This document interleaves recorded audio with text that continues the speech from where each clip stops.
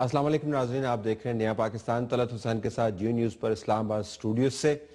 ہندوستان میں پاکستان کی ٹیم کیا پہنچی، اس کو بنیاد بنا کر ہرزہ سرائی کا ایک دور شروع ہو گیا ہے۔ ہندو انتہا پسند جماعتوں کی بات تو چھوڑیے، دوسرے لیڈران نے بھی یہ کہنا شروع کر دیا کہ ہمیں ایک ایسے ملک کے ساتھ کرکٹ نہیں کھیلنی چاہیے جو گیندیں بھی کراتا ہے اور ہم پر بم بھی پھینکتا ہے۔ اس قسم کی ہاسپٹیلٹی ہمیں اس کی توقع یقیناً نہیں تھی، لیکن یہ خیال ضرور تھا کہ ٹیم کی موجودگی کو بنیاد بنا کر سیاسی چیپٹر کھولا جائے گا، جو کہ ہو رہا ہے ہندوستان کے اندر۔ ہمارا ایڈیٹوریل کمنٹ اس کے اوپر ہوگا۔ ایم کیو ایم کا خیال ہے کہ اس کو توڑا جا رہا ہے۔ ایم کیو ایم اس خدشے میں، اس خوف میں کیوں مبتلا ہے؟ آج ہم بات کریں گے ایم کیو ایم کے ریپرزینٹیو سے کہ کس بنیاد پر وہ کہتے ہیں کہ ان کو توڑا جا رہا ہے اور توڑنے والے ہیں کون۔ لیکن جو بڑا معاملہ ہے اس کے اوپر ناظرین آتے ہیں۔ پہلا موضوع ہمارا کیا ہے؟ کراچی کے حوالے سے جو انصاف کی فراہمی کے نظام کے اوپر بحث چل رہی ہے، تو محسوس یہ ہوتا ہے کہ جس طرح پاکستان کے اندر صرف ایک ہی حصہ ہے جہاں پر انصاف کی فراہمی کا نظام صحیح کام نہیں کر رہا۔ اگر وہاں پر پولیس ٹھیک ہو جائے، وہاں پر عدلیہ ٹھیک ہو جائے، تو ویسے تو سارا ملک جو ہے وہاں پر دودھ اور شہر کی نہریں بہہ رہی ہیں۔ پاکستان کے ہر حصے میں سے ایسے آپ کو ہزاروں لوگ ملیں گے جو انصاف کے متلاشی ہیں، نظام ٹھیک کام نہیں کر رہا، بنیادی انسان پامال ہوتے ہیں۔ ایسا کیوں ہوتا ہے؟ ہم یہ ریفارم کیوں نہیں کر پاتے ہیں؟ اس کو ہم نے موضوع بنایا ہے۔ ہمارے پاس اسلام آباد اسٹوڈیوز میں ڈاکٹر طارق فضل چودھری صاحب موجود ہیں، جو وزیر مملکت ہیں برائے capital administration development division, Pakistan Muslim League Nawaz کی طرف سے، ان کا شکریہ۔ ساتھ طارق ملک صاحب جو بھائی ہیں، فضا ملک شہید، چیئرمین فضا ٹرسٹ۔ ناظرین، 3 مارچ 2014 اسی مہینے میں 2 سال پہلے کچہری پر آپ کو یاد ہے دہشت گردی کا ایک حملہ ہوا تھا۔ 14 اس کے اندر قیمتی جانیں چلی گئی تھیں، فضا ان میں سے ایک تھیں۔ 40 کے قریب لوگ زخمی ہوئے تھے۔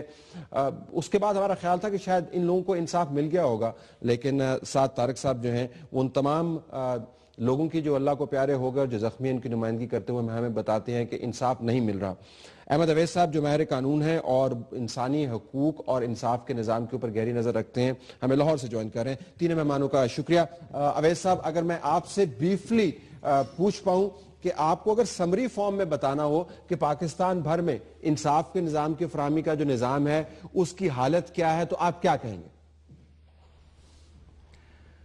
بڑی ابتر ہے، ہر لحاظ سے ابتر ہے۔ دیکھیے یہ کام جو ہے نا کہ یہ صرف جوڈیشری کا بھی کام نہیں ہے۔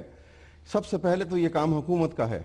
سوشل جسٹس جو ہے اس کے لیے تگ و دو کرنا اور اس کو اسٹیبلش کرنا، اور اس کی کمی بیشی جہاں پہ ہوتی ہے وہاں پہ معاملہ جوڈیشری کے پاس چلا جاتا ہے۔ اور یہی وجہ ہے کہ پاکستان کے آئین کو اگر آپ دیکھیے تو کہتے ہیں کہ آئین از اے سوشل کانٹریکٹ، ٹھیک، اور کانٹریکٹ آپ کو پتا ہے کہ 2 پارٹیز کے درمیان ہوتا ہے۔ یہاں پہ ایک پارٹی ہے پیپل آف پاکستان اور دوسری اسٹیٹ آف پاکستان، ٹھیک۔ اسٹیٹ آف پاکستان نے گارنٹی کیا کہ ہم فنڈامنٹل رائٹس آپ کو پروٹیکٹ کریں گے اور ہم آپ کے جو ہے وہ آپ کو فراہم کریں گے اور آپ سرنڈر کر دیں۔ لہذا پیپل آف پاکستان نے پاکستان کے آئین کے آگے، اسٹیٹ کے آگے اپنے آپ کو سرنڈر کر دیا۔ آرٹیکل 5 یہ کہتا ہے۔ اب اس کے بعد آپ دیکھیے حکومتیں آتی ہیں جو الیکٹ ہو کے بھی آتی ہیں، ان کو یہ تو آپ کہہ سکتے ہیں کہ یہ الیکٹڈ گورنمنٹس ہیں، لیکن وہ ریپرزنٹیٹو گورنمنٹ نہیں ہے، اس لیے کہ وہ ایسپیریشن آف پیپل کو ریپرزینٹ نہیں کرتی۔ آگے بات عدالت کے اوپر۔ اب یہ میں آپ کو ایک بڑا انٹرسٹنگ واقعہ بتاتا ہوں کہ جب یہ دھرنا شروع ہوا تو دوسرا ہی دن تھا، یہ آپ کو یاد ہوگا کہ ایک لارجر بینچ سپریم کورٹ کا بنا اور انہوں نے اس کی ایک ڈے ٹو ڈے ہیئرنگ شروع کر دی، اور اس میں اس بات کو بڑا زور دیا گیا کہ جی یہ جو راستہ رک گیا ہے، یہ فنڈامنٹل رائٹ جو ہے وہ رائٹ آف موومنٹ جو ہے آرٹیکل 15 اس کی یہ وائلیشن ہے۔ اور جب ہم کورٹ میں پیش ہوئے، میں عمران خان صاحب کی طرف سے اور تحریک انصاف کی طرف سے میں وکیل تھا اور حامد خان بھی تھے اور میں وہاں پہ پیش ہوتا تھا، اور جب ان سے جب پروسیڈنگ شروع ہوئیں تو خاص طور پہ مجھے یاد ہے کہ ان دنوں میں سینئر پیونی جج تھے جسٹس جواد خواجہ صاحب، تو وہ کانسٹیٹیوشن کی کتاب کو ہاتھ میں اٹھا کے بار بار کہتے تھے کہ we are not afraid of anybody, we are bound by this book, so long as the constitution is there, we have to see that if fundamental right of one person is infringed, we will come into action۔ اور بڑا زور اور بڑا غصے کا اظہار کرتے تھے۔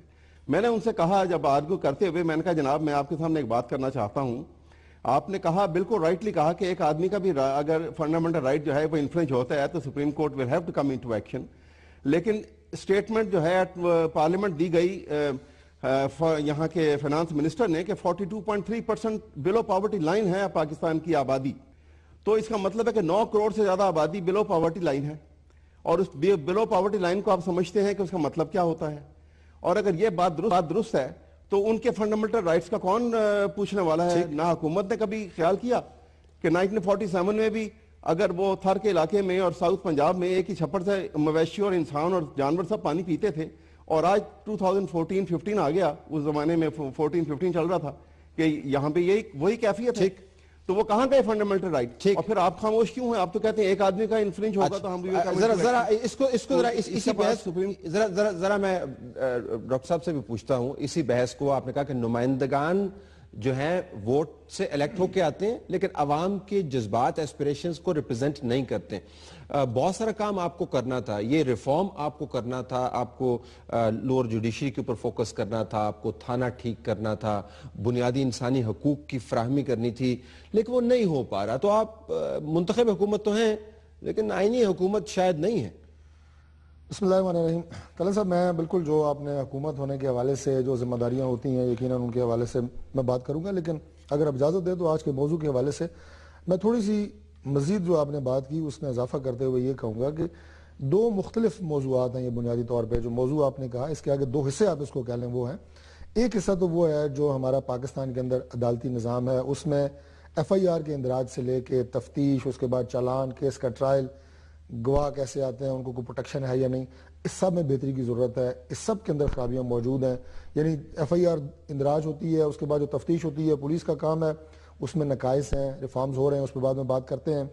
پھر جو کیس کا ٹرائل ہے، گواہوں کو کوئی پروٹیکشن نہیں ہے. سول جج جو سب سے چھوٹا یونٹ ہے عدلیہ کا، ایک سول جج کے پاس ایک دن میں جو کاز لسٹ ہے 100 سے زیادہ کیس لگے ہوتے ہیں جو یقیناً وہ ایک دن میں نہیں سن سکتے. تو لہٰذا تعداد کی کمی، وسائل کی کمی، یہ اپنی جگہ پہ ایک وہ بڑی لمبی اس پہ بحث ہے. لیکن میں نے یہ عرض کی کہ FIR کے اندراج سے لے کے کیس کے ٹرائل تک اس میں ریفارمز کی اور بہتری کی گنجائش ہے، ہر جگہ مسائل ہے. دوسرا جو میں نے کہا آپ کے اس موضوع کا دوسرا حصہ ہے وہ اس طرح کے مقدمات ہیں جیسے آپ نے محترمہ فضا صاحبہ کی ابھی بات کی. یہ دہشت گردی سے ریلیٹڈ مقدمات ہیں. ان کی نوعیت اس لیے مختلف ہے کہ اس میں جس طرح گواہوں کی ضرورت ہوتی ہے، جس طرح گواہ موجود ہوتے ہیں اور جو تھریٹ لیول ہوتا ہے اس کے اوپر وہ نارمل کیس سے بالکل الگ ہیں. جس کے لیے آرمی پبلک اسکول کا جب واقعہ ہوا اور پاکستان کی تمام قومی قیادت اکٹھی بیٹھی تو فیصلہ یہ کیا گیا کہ ملٹری کورٹس بنائی جائیں. اور اب ہم دیکھیں کہ وہ تجربہ الحمدللہ دہشت گردی کے واقعات کے حوالے سے خاصا کامیاب رہا ہے. روزانہ آپ کو پتہ لگتا ہے کہ آج دہشت گردی کی جو فوجی عدالت ہے اس نے فلاں دہشت گردی کے واقعات میں ملوث مجرمان کو پھانسی کی سزا دی، اس پہ عمل درآمد ہو رہا ہے.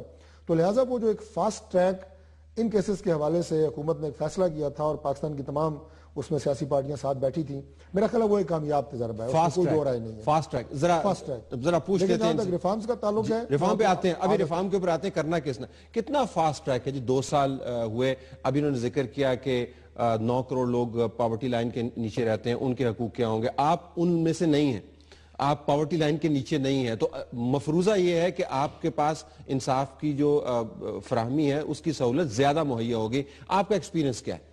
بسم اللہ الرحمن الرحیم. طلعت صاحب، ایسے ہے کہ ابھی پورے 2 سال ہو چکے ہیں اور یہ جیسے کہہ رہے ہیں بھائی کہ عام کیس نہیں ہے، سو موٹو ہے. اب جب سو موٹو کیس لیا جاتا ہے، جب آپ کی چیف جسٹس صاحب لیتے ہیں، اس کا مطلب ہے should be settled within days, because it's a terrorist attack. آپ کے heart of the city, capital Pakistan میں وہ 14 لوگ جو ہیں وہ اپنے یونیفارم اس نیشن کو سرو کرتے وقت شہادت پائی ہے ان لوگوں نے، جس میں سے 35 سے 40 لوگ جو ہیں زخمی ہوئے ہیں. آپ دیکھ لیں 2 سال ہو چکے ہیں. 2015 میں ایک بار بھی ڈیٹ نہیں آئی سپریم کورٹ میں جو یہ کیس سمن ہو. اتنا 2015 میں ڈیٹ لگی نہیں، ڈیٹ لگی نہیں سر. اس میں یہ جو ہے واقعہ ابھی اتنا پرولونگ ہو چکا ہے. آپ یقین کریں کہ اس میں اتنے لوگ فرسٹریٹڈ ہو کے they are knocking everyone, سب کے ہر ایک ادارے میں جا رہے ہیں. اب جہاں تک بات ہے ملٹری کورٹس کی، ہم سب کی یہی اپیل ہے. اس لیے جب تک آپ کا قانون جو ہے لا اینڈ آرڈر جب تک انڈیپینڈنٹ نہیں ہوئے گا تو وہاں یہ جو فاسٹ ٹریک ہے کبھی امپلیمنٹ ہی نہیں ہو سکے گا آپ کے سول تک. تو مطلب ابھی ہم نے ملٹری کورٹ سے بھی آپ کو نہیں، ہم لوگ جو ہیں ہم لوگ اپیل کرنا چاہ رہے ہیں کہ جی اس کیس کو پلیز ملٹری کورٹس میں لیا جائے. ہمارے چیف جسٹس آف پاکستان اور ہمارے چیف آف آرمی اسٹاف کو ہماری یہ سب کی اپیل ہے کہ جی اس کو ٹیک اپ کریں. اس لیے دیکھیں ہم لوگ 2 سال، میری بہن ایڈوکیٹ فضا طارق ملک، ہم نے ان کو محنت سے پڑھایا تھا، اور بھی جو باقی 14 لوگ تھے، رفاقت وان صاحب تھے جو جج تھے، ان کا تو یہ ہمیں سننے میں آ رہا ہے کہ ان کے چیمبر کے اندر ہی ان کو مارا گیا تھا. ان کے چیمبر کے اندر وہی کچھ لوگ تھے جنہوں جہاں تک ہمیں نظر آ رہا ہے.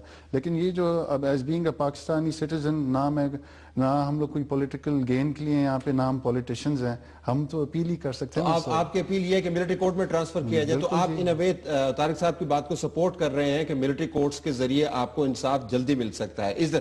آپ نے یہی ذکر کیا نا؟ ہمیں تو یہی ایک آپشن ہمیں نظر آتی ہے. اچھا، وہ ٹرانسفر کرنا کس نے ہے ویسے؟ سر آپ کے یہی جوڈیشل ہو گئے. ہم نے سنا ہے کہ کچھ دہشت گرد پکڑے ہیں، KPK سے ٹرانسفر ہوئے ہیں آپ کے ICT میں، اور وہ کیس جوڈیشل ہو چکا ہے، اور جس میں ریزولوشن جو ہے ہمارے اسلام آباد ڈسٹرکٹ بار کاؤنسل نے ریزولوشن بھی لکھی ہے منسٹری آف انٹیریئر کو کہ اس کو کائنڈلی آپ سمن کریں ملٹری کورٹس میں. اب ان کے اوپر ہے، اگر یہ لوگ کوئی کمیٹی بنا کے بٹھا رہے ہیں، کوئی اسکروٹنی. کل ایک اس کے اوپر میٹنگ بھی شاید ہو رہی ہے. اویس صاحب، یہ ابھی آپ نے ذکر سنا، ابھی ڈاکٹر صاحب نے بھی ذکر کیا کہ جی خاص کیسز کے لیے فاسٹ ٹریک کا سسٹم ایک بنایا گیا ہے، بڑے سپیکٹیکولر کیسز ان کا نتیجہ نکل رہا ہے. جو ساتھ بیٹھے ہوئے ہیں وکٹم، وہ بھی یہ کہہ رہے ہیں جی کہ فاسٹ ٹریک کر دیں ہمارے کیس کو، ہمیں اس سے انصاف مل جائے گا. تو یہ جو عام نظام ہے اس کے اندر کوئی فاسٹ ٹریک ہونے کی گنجائش موجود نہیں ہے؟ ہم ہمیشہ سے ہم نے ملٹری کورٹس کے ذریعے یہ کام کرنا ہے.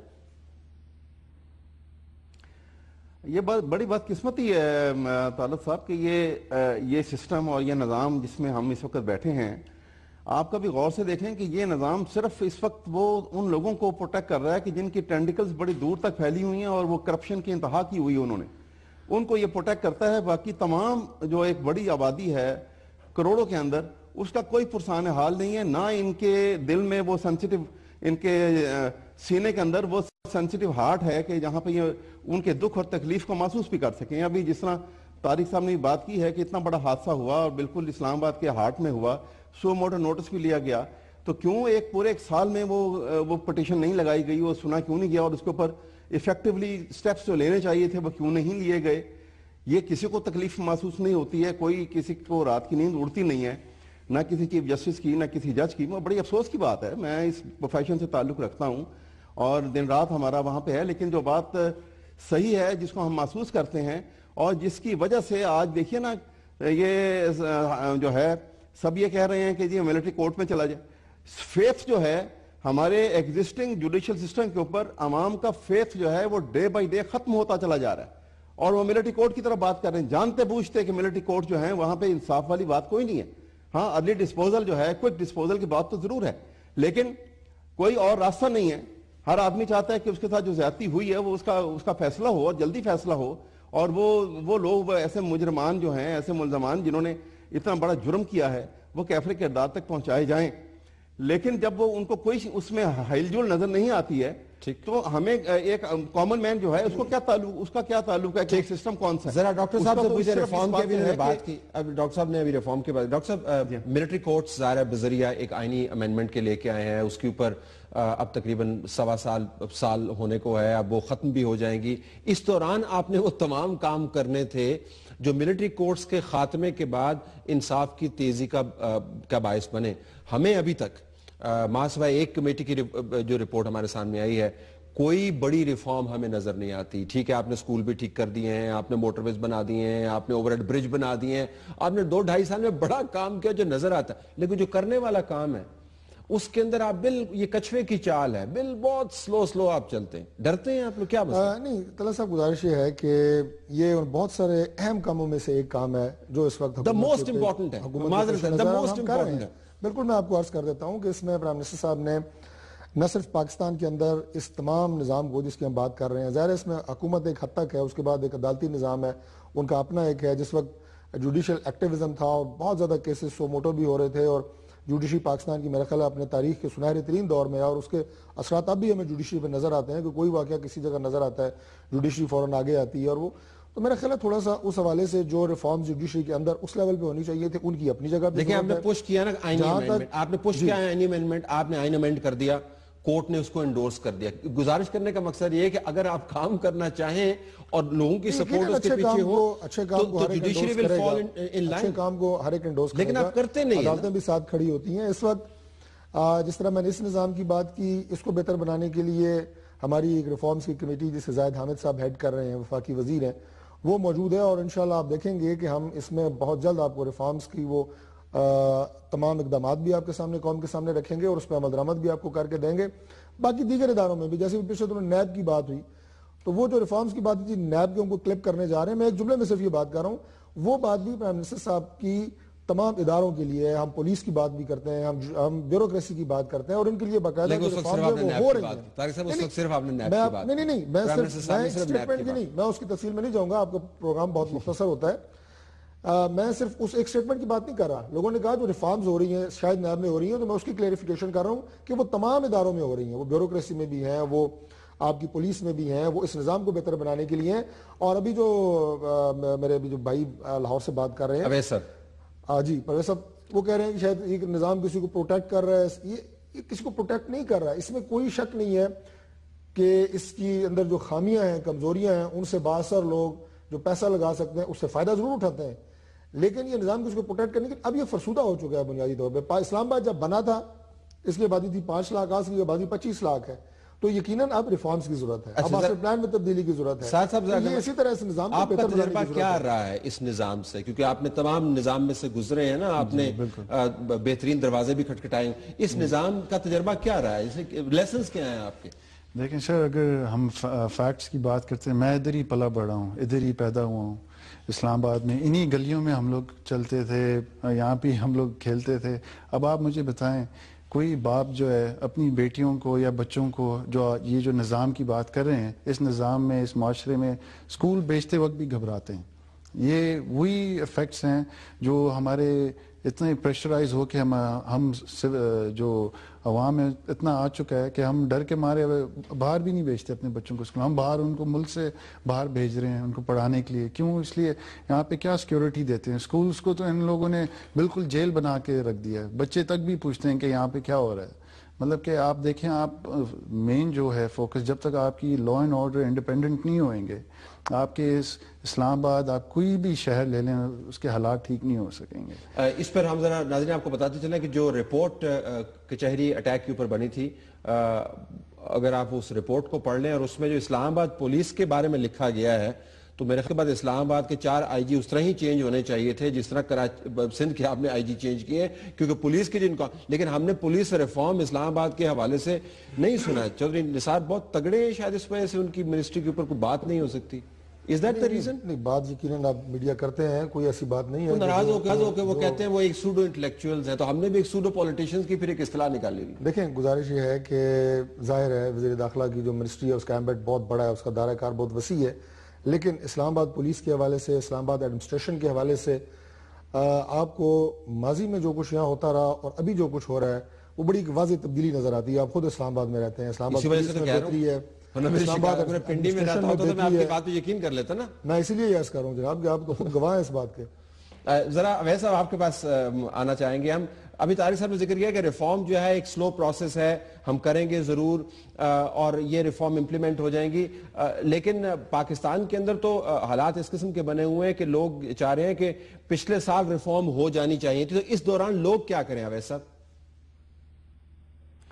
دیکھیں نا، میں آپ کو بتاؤں کہ یہ ریفارم، یہ بات تو ڈاکٹر صاحب نے اصولاً ٹھیک کی، لیکن بات یہ ہے کہ ریفارم جس قسم کی یہاں پہ ضرورت ہے، اس میں سب سے بنیادی چیز جب تک ہمارے مائنڈ سیٹ جو ہیں خاص طور پہ اہل حکومت کے بدلیں گے نہیں، اور ان کا فوکس جو ہے وہ کامن مین نہیں ہوگا، کامن مین کی اٹراسٹیز کیا ہیں، کامن مین کو تکالیف کیا ہیں، وہ کس طرح سے اس کے چہرے پہ مسکراہٹ آ سکتی ہے، اس کے چہرے کو کیسے پڑھا جا سکتا ہے، اور اس کے اب دیکھیے ایک میں آپ کو مثال دیتا ہوں، ایک جو بلو پاورٹی لائن ہے کہ جسے کھانے کے لیے کچھ نہیں ہے پیٹ بھر کے، کپڑا پہننے کے لیے نہیں ہے، شیلٹر کوئی نہیں ہے، اسکول کالج نہیں ہے، ڈسپینسری اور ہاسپٹل نہیں ہے، اس کو کیا لگے کہ یہ آپ اگر ہم کہتے ہیں کہ جی یہاں پر یلو ٹرین بن رہی ہے یا ایک فریکشن پاپولیشن کے لیے آپ اربوں روپیہ خرچ کر دیتے ہیں، اس کو تو ہے کہ اس کو پیٹ بھر کے کھانا ملتا ہے کہ نہیں، اس کا بچہ زندہ بچتا ہے کہ نہیں بچتا، کوئی اسکول پڑھتا ہے کہ نہیں پڑھتا، اس کے کپڑا بھی ڈھانکا جا سکتا ہے کہ نہیں، اس کی بیٹی بچی اور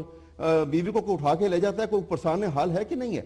ان باتوں کا جب تک ہماری اہل حکومت کے، اور خاص طور پہ جو الیکٹڈ گورنمنٹ آتی ہے جب تک وہ کیئر نہیں کرے گی, یہ فنڈامنٹل رائٹ ان کے ڈور سٹیپ کے اوپر فراہم نہیں ہوں گے, تو یہ امپریشن جو ہے پاکستان میں بڑھتا چلا جائے گا کہ Pakistan is no longer a country for a common man. ہم نے تو اس کو ڈسپیل کرنا ہے. اس کو ختم کرنے کے لیے ہر حکومت کو تگو دو کرنی ہے, اور اگر یہ نہیں ہوگی تو پھر فیتھ ختم ہو جائے گا ہمارے جوڈیشل سسٹم سے. اسی وجہ سے ڈے بائی ڈے فیتھ جو ہے عوام کا ختم ہوتا چلا جا رہا ہے. اگر آپ مجھے وقت دیں تو میں صرف 2 منٹ میں ایک مثال دینا چاہتا ہوں بہت بڑی. وہ صرف میں مثال یہ دینا چاہتا ہوں کہ انسٹیٹیوشن کو کیسے مضبوط بنایا جاتا تھا. 1945 میں جب انڈین لبریشن آرمی کے آفیسر پکڑے گئے اور ان کا ٹرائل ہونا تھا دہلی کے اندر, اور فیلڈ کورٹ مارشل کانسٹیٹیوٹ ہوا headed by some field marshal. جس دن پہلی پروسیڈنگ تھی ٹرائل کی, تو جج ایڈوکیٹ جنرل نے آ کے بتایا عدالت کو, اس نے کہا جی سول جج 4 کلاس جو ہے دلی کا, اس نے سٹے ایشو کر دیا آپ کے خلاف. اس زمانے میں سول جج 4 کلاس بھی ہوتا تھا. ٹھیک, اس کے یہ کہنے کے اوپر وہ فیلڈ کورٹ مارشل جو کانسٹیٹیوٹ ہوا تھا, کورٹ مارشل کی پروسیڈنگ روک دی انہوں نے کہا کہ وائس رائے سے پتہ کرو اوپینین لو اس کی. وائس رائے نے بھی اوپینین نہ دی. اس نے کہا جی برٹش گورنمنٹ سے پوچھتے ہیں. برٹش گورنمنٹ نے کہا کہ سول جج is the smallest component of British judicial system.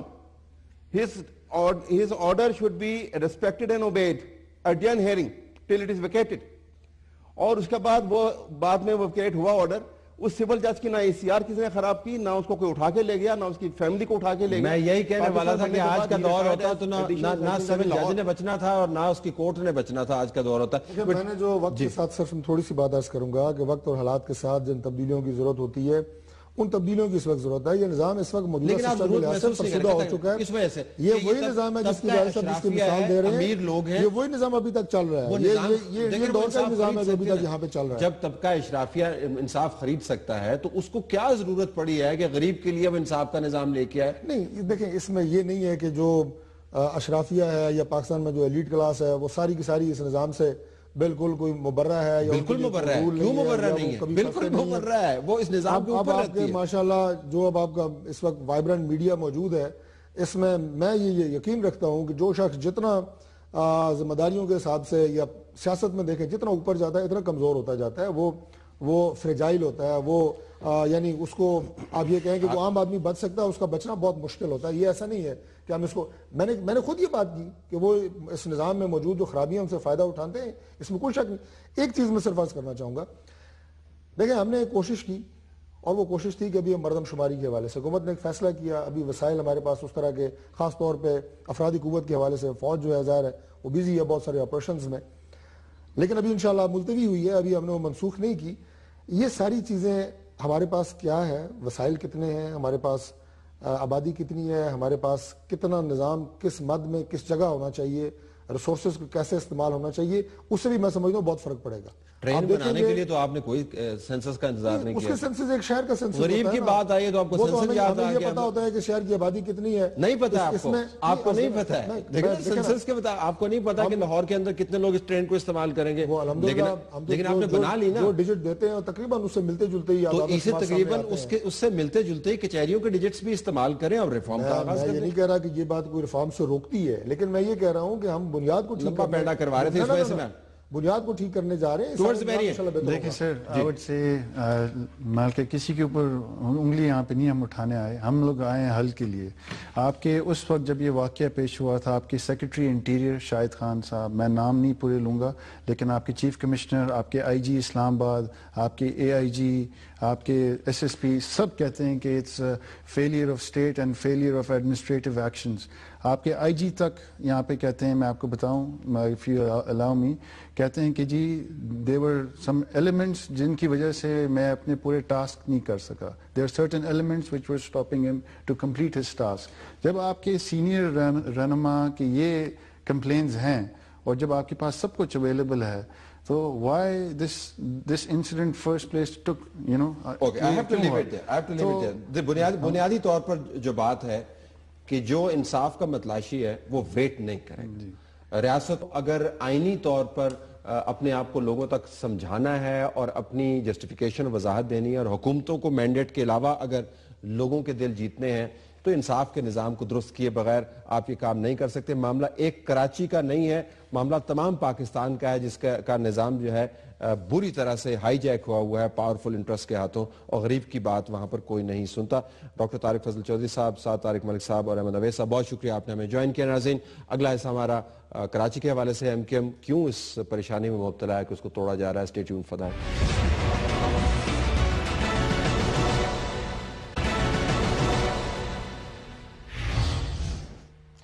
MQM इस खौफ में क्यों मुब्तला है या खदशे में क्यों मुब्तला है कि उसको कोई तोड़ रहा है? आइए पूछते हैं डॉक्टर फारूक सत्तार से।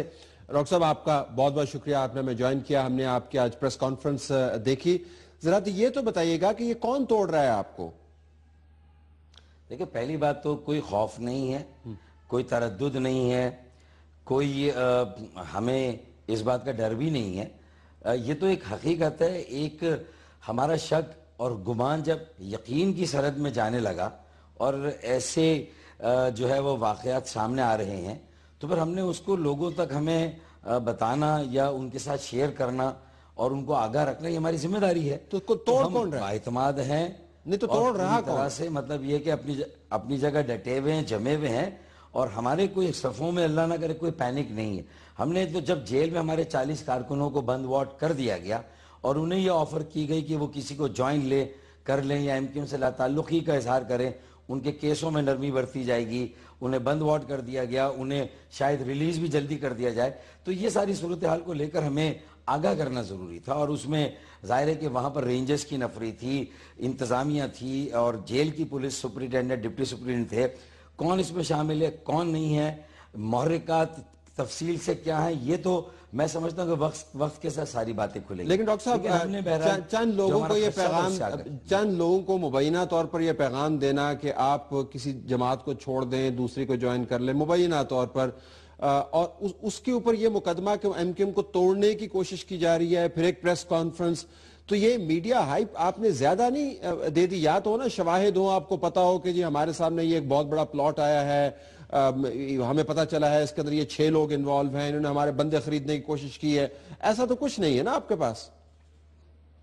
नहीं, मैं तो ये बताने की कोशिश कर रहा था, या हम ये कह रहे हैं कि देखें, वो कामयाबी जो इस सारी सिचुएशन के बाद जिसकी एक्सपेक्टेशन थी, जिसकी तवक्को की जा रही थी, जो भी लोग इस सारी चीज़ में जो है वो काम कर रहे हैं, या जो मुहर्रिकात या जो मकसद जिन लोगों ने एक बनाया हुआ है, एक टारगेट है माइनस अल्ताफ या -1 फार्मूले का, तो मैं समझता हूं कि जब उन्हें वो कामयाबी नहीं मिली जिस कदर वो तवक्को कर रहे थे, तो अब जहां भी कमज़ोर तबका उन्हें नजर आएगा, MQM का जो सबसे कमज़ोर तबका है वो ज़ाहिर है जेल में होता है, वो पाबंद सलासल है, किसी के रहम करम पर है, उसको डंडा बेड़ी लगा दी जाए, उसको बंद वार्ड कर दिया जाए, उसकी जेल मैनुअल की सहूलतें वापस कर ली जाए, तो मैं समझता हूँ उसकी मुलाकातें बंद कर दी जाएं।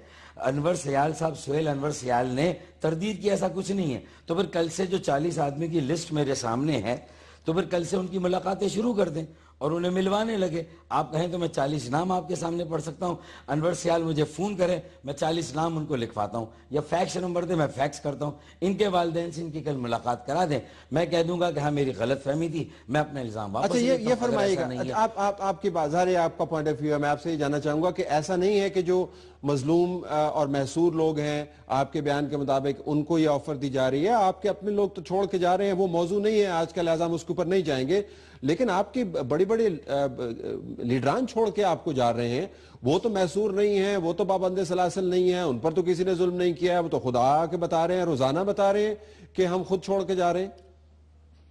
तो इसका तो ये मतलब हुआ कि मेरी उस बात की तस्दीक आज हो गई ना, जो मुझ पे ये इल्जाम था कि लोग महबूज हैं, मैसूर हैं, पार्टी को छोड़ नहीं सकते हैं और छोड़कर अपना कोई नुक्ता नज़र बयान नहीं कर सकते हैं। जिस तरह गुज़िश्ता 2 इलेक्शनों में वो ठप्पे का इल्ज़ाम MQM के ऊपर से ख़त्म हो गया, इसी तरह अल्लाह के फजल करम से अगर कोई शख्स हमें छोड़कर जाना चाहता है, वो जा सकता है और जाकर अपना कोई ओपिनियन बना सकता है, किसी और पार्टी को ज्वाइन करना चाहता है वो ज्वाइन कर सकता है। तो अल्लाह के फजलो करम से ये तो कुदरती तौर पर भी किसी और की साजिश हो सकती है, कोई तोड़ना चाहता है, लेकिन मैं समझता हूं कि हर शर में खैर का पहलू होता है, तो मेरे लिए तो ये खैर का पहलू है। आपने तो मेरी उस बात की तस्दीक कर दी जो एक अरसे से मैं कह रहा था। तो मैं यही कह रहा हूं, कमजोर तबके को नहीं दबाना चाहिए। जो तबका कमजोर नहीं है, आजाद है, अपने घरों में रह रहा है, अगर वो अपनी मर्जी से छोड़ के जा रहा है तो ये तो एक अच्छा ट्रेंड, एक अच्छा रुझान है।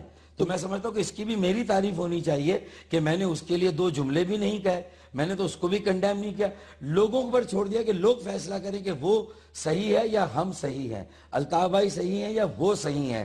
اور اس سلسلے میں سوشل میڈیا پر بھی بہت ساری باتیں آ رہی ہیں, ہمارے خلاف بھی آ رہی ہیں, ہماری حمایت میں بھی آ رہی ہے. اور یہی چیزیں چلتی تھی جب جماعت اسلامی اور عمران خان ہم پر الزام لگاتے تھے, اور جب بھی ہم عوام کی عدالت میں جاتے ہیں وہاں سے ہمیں کلین چٹ ملتی ہے. ڈاکٹر صاحب اگر میں آپ سے پوچھ پاؤں, ڈاکٹر صاحب آپ سے پوچھ پاؤں, جو تاریخ ہے اس کے اندر ایک چیز جو بالخصوص ثابت ہوتی ہے MQM کے حوالے سے, وہ یہ ہے کہ آپ نے کبھی اپنے اندر کے خلفشار, اپنے اندر کی غلطیوں کے جو نتائج ہیں ان کے اوپر توجہ نہیں دی.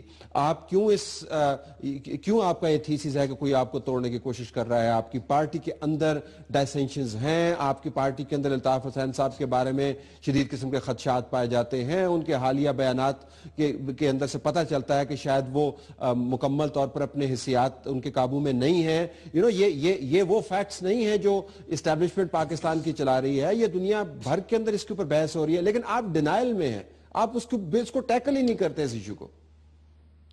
دیکھیں, میں تو اس کے برعکس یہ کہوں گا کہ کوئی بھی وجہ بنا دی جاتی ہے اور مجھے ہی مورد الزام ٹھہرا دیا جاتا ہے, مجھے ہی کٹہرے میں کھڑا کر دیا جاتا ہے, اور مجھے ہی کہا جاتا ہے کہ میں اپنی غلطی کو زبردستی کسی اور کے کہنے سے مانوں. طلعت حسین, اس کا تو سیدھا سادہ سا فارمولا ہے کہ ظاہر ہے میری جو کوتاہیاں ہوئی 2008 اور 13 کے بیچ میں, اس کا بھگتان میں نے الیکشن میں ہی بھگتا. بہت سارے نئے ووٹرز میری طرف آنے کی بجائے پی ٹی آئی کی طرف چلے گئے, پیپلز پارٹی کے ووٹرز بھی پی ٹی آئی کی طرف گئے, پی ایم ایل این کے ووٹرز بھی پی ٹی آئی کی طرف گئے, اے این پی تو صاف ہو گئی, اس کے تو سارے ووٹرز پی ٹی آئی کی طرف لگے. لیکن سب سے زیادہ کسی نے اپنی اس پوزیشن کو ریئلائز کیا وہ MQM تھی, اور MQM نے جب اپنے آپ کو وہاں سے عوام سے کنیکٹ کرنا شروع کیا, وہ 5 سال میں جو ہم نے غلطی کی پیپلز پارٹی کے ساتھ رہ کر, اپنی ان غلطیوں کو لوگوں کے سامنے جا کے مانا اور بتایا کہ اس کا نقصان ہوا.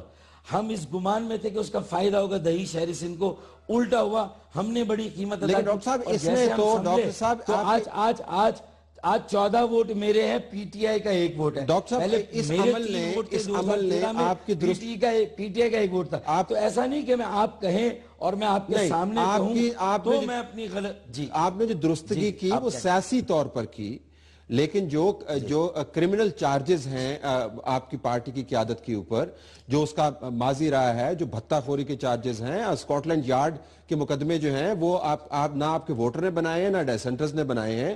یہ بڑے سنجیدہ قسم کے چارجز ہیں. سیاسی معاملہ تو آپ نے طے کر لیا, سیاسی معاملہ تو ہو گیا تھا, لیکن یہ جو پورے کا پورا یہ تاریخ کا جو وزن ہے آپ اس کو نہیں اٹھاتے ہیں. آپ ہر وقت ایک وکٹم پلے کرتے ہیں کہ ہم سے زیادتی ہو رہی. دیکھیں, سیاسی معاملہ جو زمین پر اور جو معروضی حقائق ہوتے ہیں, اگر اس میں یہ مافیا ہوتی, اللہ نہ کرے, MQM جیسا کہ بار بار لوگوں کو گمراہ کیا جاتا ہے, میڈیا ٹرائل ہوتا ہے, پروپیگنڈا ہوتا ہے, اور پھر تاکہ لوگ اسے چھوڑ کر جانے لگیں اور وہ ایک ویکیوم کریٹ اور کوئی اس کو پر کرے. یہ تو بار بار 25 سال سے جماعت اسلامی نے ایڑی چوٹی کا زور لگا لیا. عمران خان صاحب بھی کہہ رہے 15 سال سے جو میں بات کہہ رہا تھا, اب وہ مصطفیٰ کمال جو اندر سے وہ کہہ رہے. تو بھائی آفاق عامر نے تو بیان میں بھی یہ ساری باتیں کی تھی جو آج یہ لوگ کر رہے ہیں. تو میں تو صرف آپ کو یہ بتانے کی کوشش کر رہا ہوں کہ ایک اور دریا کا سامنا تھا منیر مجھ کو, ایک دریا کے پار اترا تو میں نے دیکھا یہ صرف مجھے ہی کیوں بار بار کٹہرے میں کھڑا کر کے میری حب الوطنی, مقدمات کتنے گئے عدالتوں میں, ملک دشمنی کے الزامات, آج FIA والی بھی گئے تھے وہاں پر, کیا تحریری ثبوت اور شواہد پیش کیے گئے. تو میں صرف یہ کہہ رہا ہوں کہ آپ یہ انویسٹیگیٹ کریں کہ ان میں حقائق کیا ہے جو الزامات لگتے ہیں, پھر آپ خود آئیں میرے ساتھ بیٹھیں, سب اینکرز میرے ساتھ بیٹھیں اور ہم بات کرتے ہیں اور ہم بتاتے ہیں آپ کو کہ یہ معاملہ کیا ہے, اس کے پیچھے کیا ہے. ابھی میں نے 5 دسمبر کو ایک نیا اور تازہ مینڈیٹ لیا ہے. کیا مقدمے یہ سارے کورٹ میں جائیں گے, کیا یہ عدالتوں میں جائیں گے, وہاں پر ثابت ہوں گے, اور آپ اس بات میں میرا ساتھ دیتے رہیں. طلعت حسین, آپ بھی یہ بات کہتے رہیں, اگر یہ جرائم مافیا ہوتا اٹلی کی طرح اور وہ شکاگو کے الکپون کی طرح، تو بھائی یہ کب کا فارغ ہو گیا ہوتا. یہ ایسا نہیں ہے تو قیادت تو فارغ ہو رہی ہے نا اب، آہستہ آہستہ مقدمات میں پھنسی ہوئی ہے قیادت، آہستہ آہستہ فارغ ہو رہی ہے. مینڈیٹ ہونے کا مطلب یہ تھوڑی ہے کہ قیادت جو ہے وہ بالکل دودھ سے دھل گئی ہے. اس کے اوپر الزامات تو اپنی جگہ پر موجود ہیں. الزامات موجود ہیں، الزامات کو 25-30 سالوں میں اب عدالت میں ثابت ہونا چاہیے اور منص الجماعت ثابت ہونا چاہیے کہ پارٹی کی پالیسی. ہم کہہ رہے ہیں کہ جو انڈیویجولز ہے، اگر انہوں نے ایسا کیا ہے، آپ نے 750 لوگوں کو گرفتار کیا، ان کو حراست میں رکھا، ان پر مقدمات بنائے، ان کو زندگیوں کی امان دی. ہم یہی چاہتے ہیں. ہم یہ تھوڑی کہہ رہے ہیں کہ آپ مقدمات نہ بنائیں، الزامات نہ لگائیں، عدالتوں میں نہ لے جائیں. یہ تو ہمارا جھگڑا ہی نہیں. رینجرز کے اختیارات واپس لے لیں، آپریشن بند کر دیں، ایسا ہم نے نہیں کہا. ہماری بات کو سمجھے. ماورائے آئین اور عدالت اقدام نہیں ہونا چاہیے. کسی کی زندگیوں کو زبردستی تلف نہیں کیا جانا چاہیے غیر آئینی غیر قانونی طور پر، اور آئین اور قانون کی پاسداری ہونی چاہیے. سیویلین جمہوری عملداری ہونی چاہیے. نگراں کمیٹی ہو جائے بہت اچھا ہے. گریوانس ریڈریسل کمیٹی کو ایکٹیویٹ ہونا چاہیے.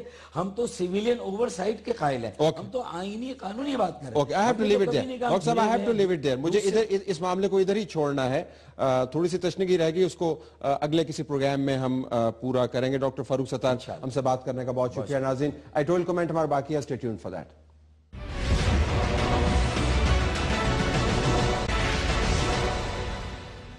آئیے ناظرین, چلتے ہیں اہم نقطے کی طرف. اہم نقطے کے تعلق پاکستان کی کرکٹ ٹیم کی ہندوستان کے اندر موجودگی اور اس کے بعد پاکستان کے خلاف انتہائی ہوشیاری کے ساتھ ہمیں ہندوستان کے نظام کی ویسے داد دینی پڑے گی. انتہائی ہوشیاری کے ساتھ اس موقع کو بنیاد بنا کر پاکستان کے خلاف دہشت گردی کا نام نہاد مقدمہ دوبارہ سے پبلک ڈیبیٹ میں شروع کر دیا. آئیے کوئی ساؤنڈ سنتے ہیں, اس کے بعد کمنٹ کریں گے.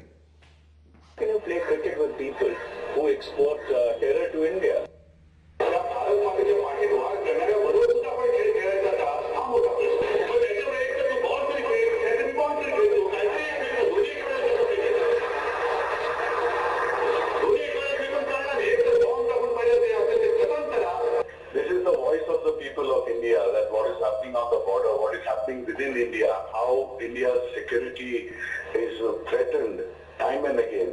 The bomb and the ball cannot go together.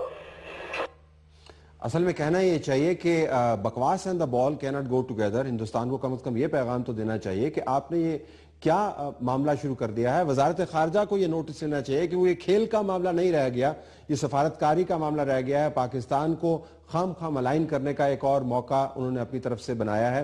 دوسری بات, یہ پیغام بڑا واضح ہے. چلے ورلڈ کپ تو ہمیں کھیلنا تھا, اس کا جو بھی پس منظر تھا ہم اس میں نہیں جاتے ہیں, لیکن بعض لوگ ہیں جس طرح شہریار صاحب خود ہیں, ان کو یہ بڑا شوق ہے کہ ہندوستان پاکستان کے درمیان سیریز ہونی چاہیے, کرکٹ ہونی چاہیے. جو ماحول اس وقت ہم دیکھ رہے ہیں, اگر ان کو اس سے بھی سبق حاصل نہیں ہوتا تو شاید وہ اس جاب کے اہل نہیں ہیں. تیسرا معاملہ, پاکستان کی ٹیم کے اوپر جذباتی نفسیاتی دباؤ کا آغاز باقاعدہ کر دیا گیا ہے. پاکستان کو ابھی سے ہندوستان کو واضح انداز سے نوٹس دینا ہوگا کہ اگر پاکستان کی ٹیم کو کسی قسم کا کوئی نقصان پہنچتا ہے تو اس کی براہ راست ذمہ داری ہندوستان کے اوپر لاگو ہوگی. جو ماحول بنایا جا رہا ہے ابھی سے وہ کوئی اتنا خوشائند نہیں ہے. پاکستان کی طرف سے اس کا سخت جواب جانا چاہیے, لیکن بولے گا کون؟ پاکستان کی وزارت خارجہ اور موجودہ حکومت کو تو بس یہی خوشی ہے کہ ہماری ٹیم وہاں پر پہنچ گئی ہے اور کرکٹ کے ذریعے ہم نے نہ جانے وہاں پر کتنے امن کے پودے لگا دینے ہیں. دیکھتے ہیں کہ آنے والے دنوں میں ہندوستان کے اندر ماحول کیسا بنتا ہے. فی الحال تو لگتا یہ ہے کہ ماحول برا ہی بنایا جائے گا پاکستان کے خلاف. اجازت چاہتے ہیں, اللہ حافظ.